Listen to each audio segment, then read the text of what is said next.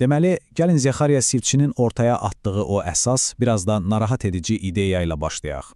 Fikir budur ki, bəşər tarixinin ən qanlı müharibələrinin kökü heç də yerdə deyil, göylərdədir.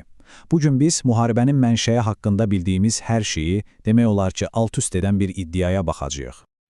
Baxın, bu istat Sitchinin kitabının əslində bütün məğzini ortaya qoyur. O deyir ki, əgər biz insan münaqişələrini anlamaq istəyiriksə, əvvəlcə göylərdəki bir münaqişəni, yəni tanrıların öz aralarındakı o müharibəni başa düşməliyik. Və bu, həqiqətən də bütün hekayəni dəyişən bir yanaşmadır. Yaxşı, gəlin bütün bu araşdırmanı məhz bu sual üzərində quraq. Bir anlıq düşünün. Əgər qədim tanrılar haqqındakı o hekayələr, Homerin yazdıqları, Misir kainlərinin qeydləri sadəcə bir təxəyyül məhsulu deyilsə, nə olardı? Bəlkə də onlar sadəcə şahid olduqları hadisələri sənədləşdirirdilər. Əgər belədirsə, bu bizim bütün keçmişə baxışımızı necə dəyişərdi? Gəlin bu ehtimalın dərinliklərinə enək. Sitchinə görə, bu sadəcə bir mədəniyyətə aid bir fikir deyil, xeyr. O iddia edir ki, dünyanın demək olar hər yerindəki qədim mətnlərdə təkrarlanan bir naxış var. Tanrılar insan müharibələrində birbaşa, fəal şəkildə iştirak edirdilər. Yəni, onlar sadəcə göylərdən əmr vermir, ya da insanlara ilham göndərmirdilər. Yox, bu mətnlərə görə onlar sözün əsl mənasında döyüş meydanındaydılar. Müharibələrin gedişatını dəyişdirirdilər və öz məqsədlərinə çatmaq üçün insanları sanki bir şahmat taxtasındakı figurlar kimi istifadə edirdilər. Sitchin burada çox maraqlı bir paralellik yaradır. Baxın, eyni hekayə fərqli mədəniyyətlərdə necə də təkrarlanır. Solda hamımızın yaxşı tanıdığı Troya müharibəsi var. Orada Zevs bütün münaqişəni başlatmaqda günahlandırılır. Sağda isə artıq mifologiya deyil, tarixi het qeydləri var və bu qeydlərdə krallar öz tanrılarının onlarla çiyin-çiyinə necə döyüşdüyünü açıq-aydın sənədləşdiriblər. Və bu sadəcə iddialarla da bitmir. Misirlilər bu hadisələri öz məbədlərinin divarlarına həkk ediblər.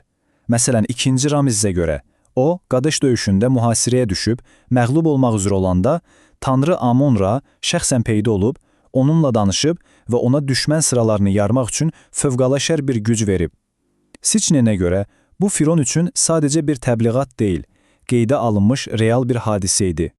Bax, burada Sitchinin argumenti daha da cəsarətli bir hal alır. Gəlin bu Aşşur relyeflərinə baxaq. Onlar deyirlər ki, tanrıları Aşşurun onlara verdiyi silahlar sayəsində qalib gəliblər. Elə silahlar ki, onların düşməni kor edən qorxunc parıltısı var idi.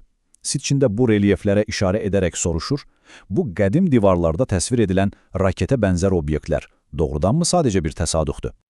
İndi isə gəlin bu qlobal naxışdan biraz aralanıb, Sitchinin ən detallı və ən heyrətamiz hesab etdiyi bir hadisəyə fokuslanaq.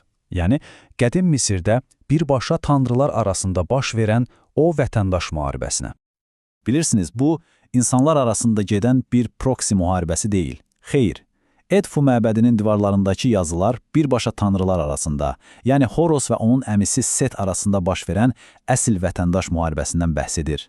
Və bu hekayə inanılmaz dərəcədə dəqiq təfərrüatlarla başlayır. Mətn bizə konkret bir tarix verir, Ranın hakimiyyətinin 363-cü ili. Bu, miflərdəki kimi biri var idi, biri yox idi deyil. Bu, sanki bir salnamənin başlanğıcıdır. Deməli, Set hakimiyyəti, yəni o parlaq tacı ələ keçirmək üçün hərəkətə keçir. Ra isə cavab olaraq öz oğlu Horusu ona qarşı göndərir. Və bu da bizi təhlilimizin bəlkə də ən mübahisəli və ən heyratamız hissəsinə gətirib çıxarır. Bu, qədim mətnlərdə təsvir edilən və qəribə dərəcədə müasir görünən o texnologiya. Bir anlıq bu təsviri düşünün. Horos nə piyadadır, nə də atlı. O, qanadlı disk adlanan bir uçan aparatı idarə edir və səssiz, görünməz, amma ölümcül bir silahla göydən hücum edir. Edfu mətni onun düşmənlərə arxadan yaxınlaşdığını və onlara nə gözlərin görə, nə də qulaqların eşidə biləcəyi bir fırtına ilə zərbə endirdiyini təsvir edir. Nəticə, düşmənin tamamilə məhv olması. Amma Horus tək döyüşmürdü. Mətnlər onun Mesnio və ya tərcümədə metal adamlar adlanan xüsusi bir qüvvə yaratdığını deyir. Bunlar, Sitchinin təfsirinə görə, ilahi bir zavodda hazırlanmış, xüsusi silahlarla təchiz edilmiş insan əskərləri idi. Və bu, bəlkə də bəşər tarixində ilk dəfə idi ki, insanlar bir tanrı tərəfindən silahlandırılaraq başqa bir tanrıya qarşı döyüşə göndərilirdi. Döyüşlər şiddətləndikcə Horus yeni bir nəqliyyat vasitəsinə keçir. Adı nar və ya atəş sütunu. Təsvirlər doğrudan da heyrətamizdir. Silindrik bir gəmi, arxasında reaktiv mühərriki xatırladan izlər və ön hissəsində rəng dəyişdirən iki göz. İndi deyin görək, bu qədim bir tanrının silahıdır, yoxsa gələcəkdən gəlmiş bir texnologiyanın təsviridir? Bəlkə də ən heyrətamiz müqayisə ilə budur. Deməli, Horus seti göydən endirmək üçün zıpqın deyilən bir silahdan istifadə edir. İndi bir anlıq soldakı o qədim Misir təsvirinə diqqətlə baxın, elə bir 3 mərhələli, çox başlıqlı bir raketdir, deyilmi? Yaxşı, indi də sağdakı müasir Harpun raketinə baxın. Sitchin də elə bunu soruşur. Bu qədər oxşarlıq doğrudanmı? Sadəcə bir təsadüf ola bilər? Əlbəttə, bütün bu hekayələri asanlıqla mif kimi qəbul etmək olar. Ancaq bu son bölmə mif anlayışının özünə meydan oxuyur və bizi qədim Misirlilərin özlərinin yazdığı tarix qeydləri ilə üz-üzə qoyur. Baxın, bu sözləri deyən Zexariya Sitin deyil. Bu, tarixin atası Herodotdur. O, eramızdan əvvəl 5-ci əsrdə Misirə səfər edərkən kahinlərin ona nə dediyini qeyd edir.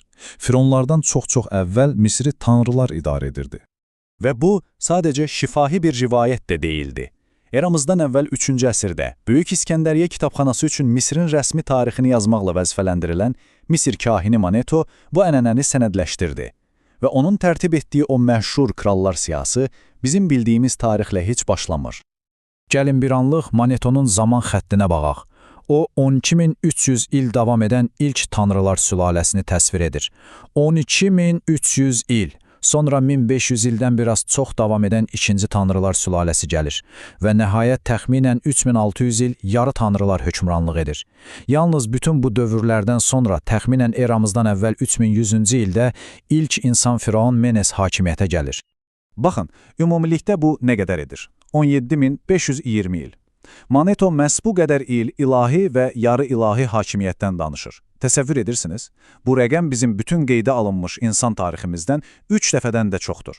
İndi sual yaranır. Bu sadəcə bir allegoriyadır, yoxsa biz həqiqətən də tarixin bu qədər böyük bir parçasını gözdən qaçırmışıq? Beləliklə, Sitchinin əsas argumenti də elə budur. Biz bu mətnləri mifologiya kateqoriyasına salmaqla böyük səhv edirik. Qədim Misirlilər üçün Horusla Setin müharibəsi bir nağıl deyildi. Bu, onların krallarının, onların mədəniyyətinin mənşəyini izah edən real, qeydə alınmış tarix idi.